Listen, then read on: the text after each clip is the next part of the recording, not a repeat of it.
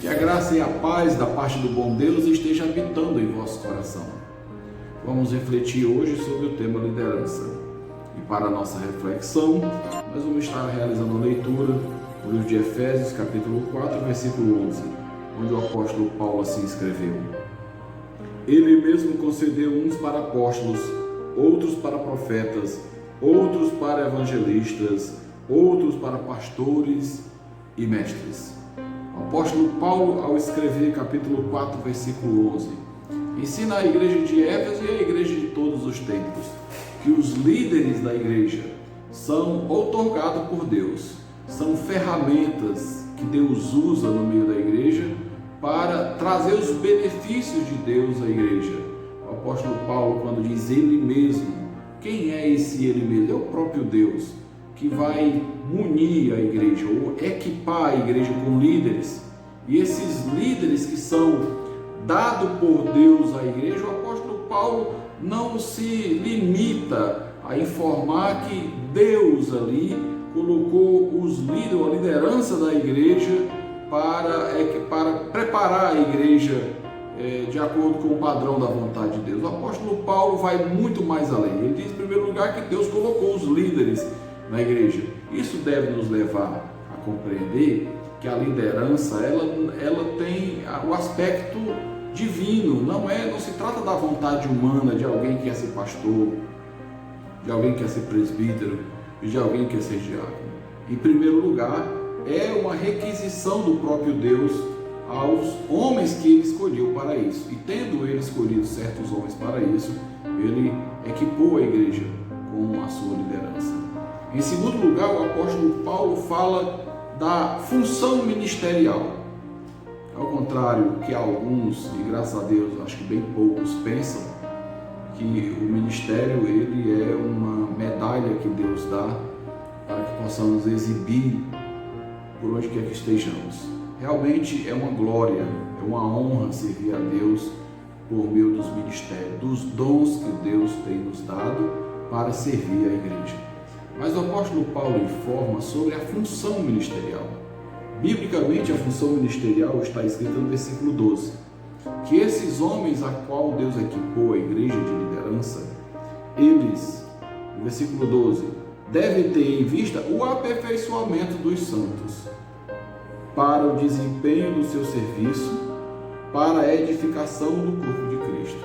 Quando o apóstolo Paulo relata sobre a função ministerial do líder, a visão do líder, do pastor, do presbítero e do diácono deve sempre ser aquele que Deus tem por vista no seu ministério, que é aperfeiçoar os santos, aperfeiçoar a igreja, para que os santos, tal como os líderes, possam desempenhar também função. É interessante perceber que no capítulo 1, o apóstolo Paulo relata 3 bênçãos escritas no capítulo 1, e são bênçãos espirituais. No capítulo 1 ele diz assim: porque bendito seja Deus, Pai de nosso Senhor e Salvador Jesus Cristo, que tem nos abençoado com toda sorte de bênçãos espirituais nas regiões celestiais em Cristo. Depois disso, o apóstolo Paulo relata as 3 bênçãos. São bênçãos espirituais: a bênção do Pai, a eleição; a bênção do Filho, a redenção; a bênção do Espírito Santo, o selo da promessa. Mas agora aqui, tal como no capítulo 1, diz que o Pai, o Filho e o Espírito Santo estão trabalhando para beneficiar a igreja por meio da eleição, da redenção e do selo do Espírito Santo. O apóstolo Paulo ensina que os líderes, tal como Deus está trabalhando, tal como o Deus trinitário, o Pai, o Filho e o Espírito Santo, o pastor, o presbítero e o diácono devem trabalhar unidos. Tal como o Pai, o Filho e o Espírito Santo estão outorgando bênçãos espirituais nas regiões celestiais, os pastores e os presbíteros e os diáconos, eles são parte dessa bênção na vida da igreja e devem trabalhar em conjunto. E o trabalho do pastor, do presbítero, do diácono, no caso aqui que Paulo está relatando, dos apóstolos, dos profetas, dos evangelistas, dos pastores, dos mestres, eles trabalham tal como o próprio Deus. E esse trabalho exercido pela liderança ele deve se espelhar tanto em Deus que os liderados, olhando para os líderes, possam perceber que a atuação dos seus líderes é uma atuação tal como é a atuação de Deus na vida da igreja. E ao observar essa atuação divina, bíblica, os membros também, os liderados, possam exercer função de forma que não haja ninguém ocioso dentro da igreja, de forma que não haja ninguém de braços cruzados dentro da igreja.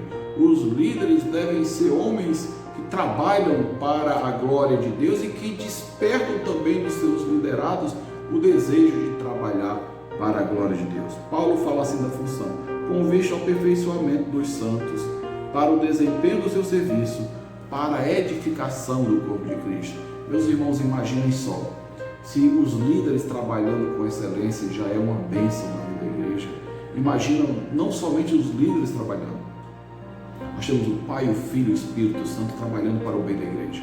Nós temos os líderes trabalhando para o bem da igreja. E ver também os liderados trabalhando para o bem da igreja, isso é divino. Isso é uma bênção. De forma que tal trabalho também é uma proclamação do Evangelho.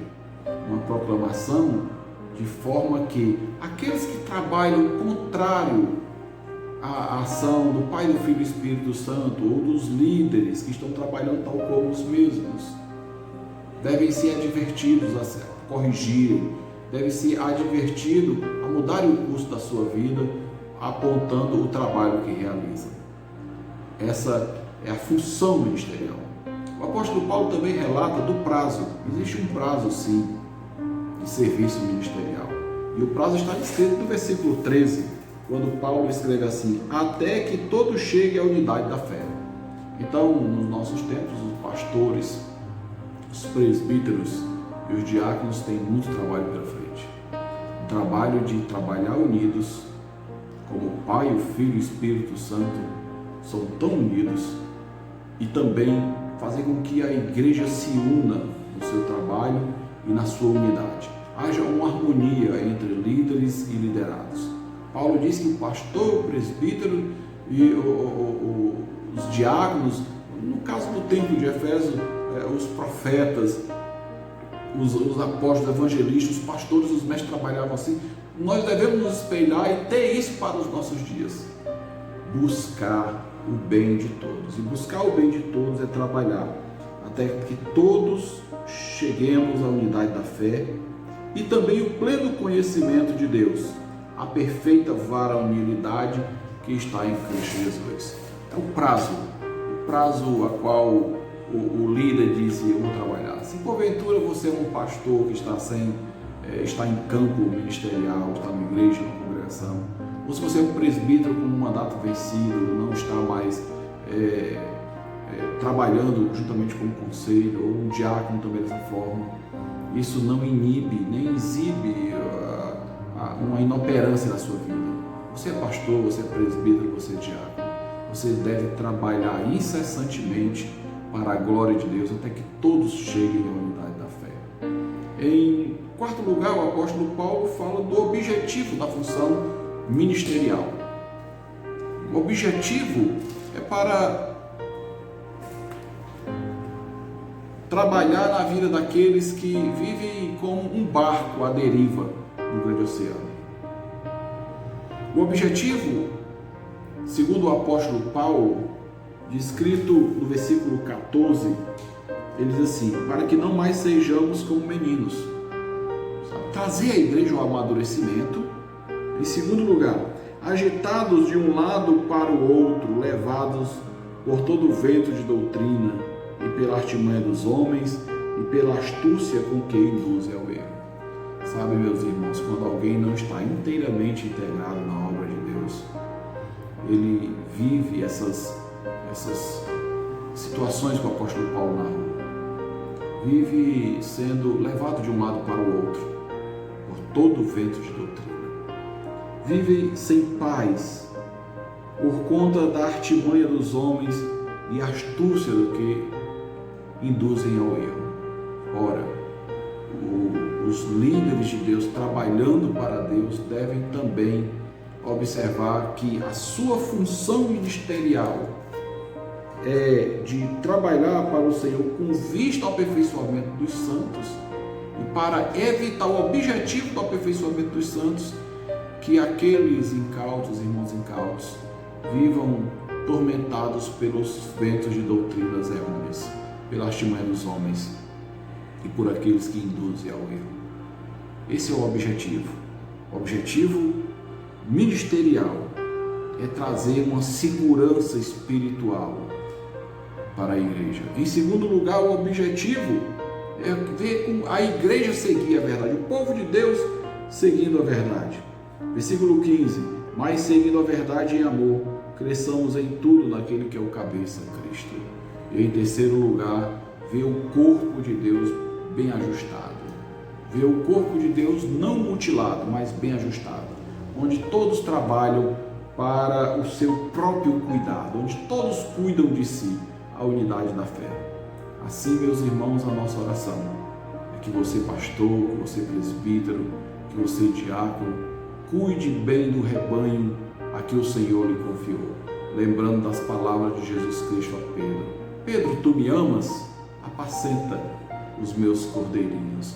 E você que é a igreja, ore pelos seus líderes, ore pelos seus pastores, ore pelos diáconos, orem pelos presbíteros da igreja, para que eles sejam fortalecidos pelo poder de Deus e possam desempenhar com alegria, possam desempenhar com vigor todas as suas funções ministeriais, a fim de que haja uma harmonia de Deus dentro da igreja.